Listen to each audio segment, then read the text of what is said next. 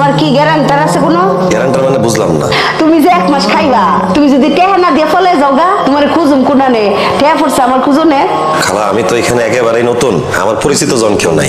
খালা আপনি আমার বিশ্বাস করতে পারেন। আরে বাবা রে, বিশ্বাসের মা বাপ দুনুটা কবে মরে গেছে গা, বিশ্বাস আর যাই না কাউরে। তুমি যাও বাবা। আম্মা তারা দেখা কিন্তু ওই রকম মনে হইতেছে না। আর তাছাড়া হাতের 5টা আঙ্গুল কি সমান হয়? খাইতে দাও।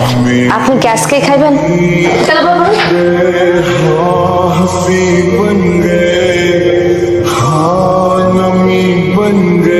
আম্মা সব রেডি গেছে? হ্যাঁ ওইসে দাও তুমি দিলে বাড়িটা দিয়ে 12টা প্লেট আছে। ওই ওই শুরু করে শুয়াত দেখছ, এই যে এখানে মাছের টুকরা রাখছিল লুয়াইছে, এইটা দিয়ে ডাহাতে করে ডাহাত।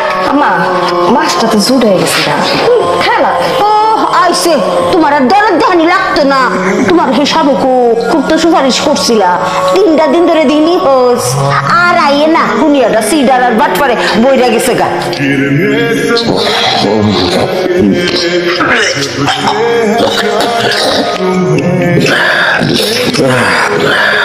হ্যালো মা, আসসালামু আলাইকুম। কেমন আছো বাবাজান? হ্যাঁ মা, ভালো আছি। খাওয়া দাওয়া করছো?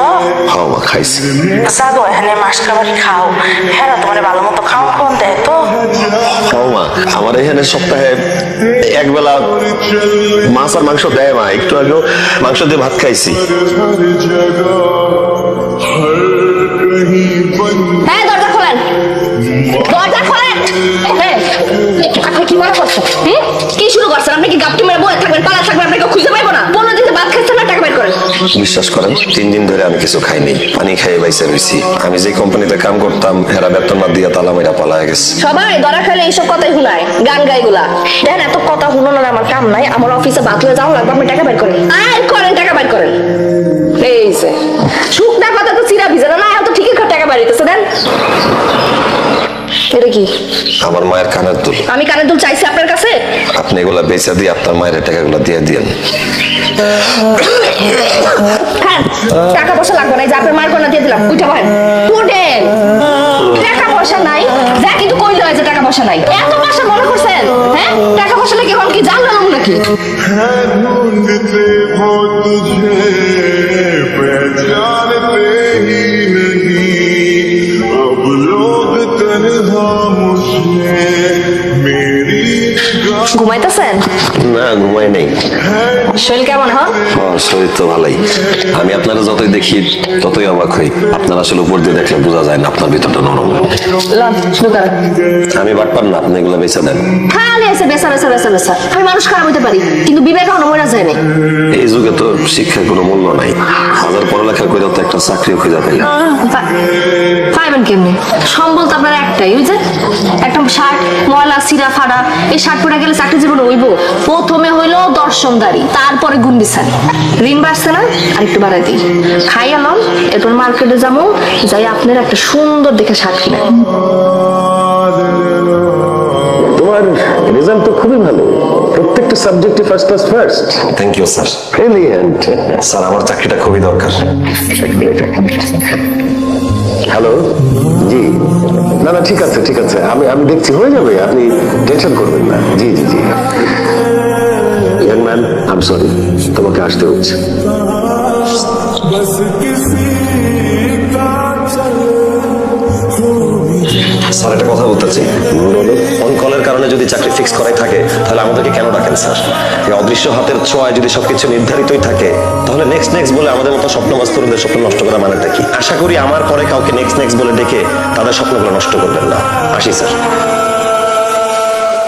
আপনার সার্টিফিকেটটা নিয়ে যান। সার্টিফিকেটগুলো লাগবে না, এই সার্টিফিকেটগুলোর উপযুক্ত স্থান ডাস্টবিন। তার চেয়েও ভালো হয় যদি এগুলো আপনাদের টেবিলেই পড়ে থাকে। এই সার্টিফিকেটগুলো আপনাদের দিকে তাকিয়ে উপর সে হাসি হাসবে। বাবার সার্টিফিকেটটা কনফার্ম করো। বুঝছিস না কেন? আমি জনতা পার্টির আম্মান সাহেব ফোন করেছিল ওনার বার্থডের ব্যাপারে। বাবা আমি জানি না, আমি তোমার মেয়ে, আমি তোমার মেয়ে হয়ে সুপারিশ করছি, তুমি ওনার চাকরিটা কনফার্ম করো বাস। ঠিক আছে ইয়াং ম্যান, তোমার চাকরি কনফার্ম করা হলো। Thank you sir. Thank you madam. আমার চাকরিটা খুব দরকার ছিল। আমি কৃতজ্ঞতা এটা কোনোদিন এই ঋণ শোধ করতে পারবো না। খালা, খালা, ও খালা। কি গো বাজান, আজকে এত খুশি খুশি লাগতেছে? খালা আমি চাকরি পাইছি।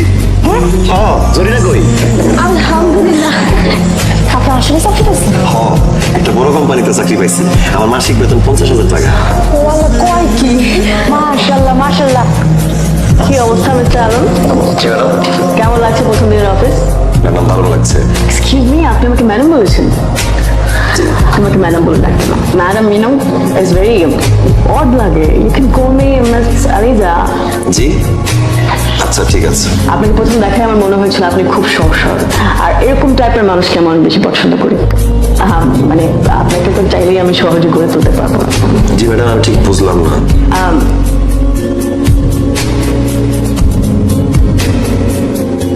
কেমন আছো চাচা? আলহামদুলিল্লাহ ভালো আছি। তুমি ভালো আছো? আমি ভালো আছি। আলম সাহেবের খাবার নিয়ে আসছিলাম, রাখেন। স্যার তো নাই, এই মাত্র ম্যাডামের সাথে বাইরে গেছে। আগে ওনারা বাইরে লাঞ্চ করবে। আবু ভাই, আলমের জিনিসপত্র লেগে যেতেছো? তুই আইসস? আলমে হঠাৎ করে করতে দিনে আইসে আয় আমারে কইতেছে ভাই আমার জিনিস ঠিক তো গুছায় উত্তরে দিয়ে যাও। হ্যাঁ এখন সাহেব হয়ে গেছে, হ্যাঁ বসে তারা থাউনের জায়গা দিছে, কোম্পানির কামে বিরাট ব্যস্ত, এলাকে তোরে কইতাছে না। আমার এটাও কইছে তোর লগে দেখা হইলে যাতে তোর আমি বুঝায় কই কি বেটাটা, হ্যাঁ বুঝায় কইছি, বুঝছস না?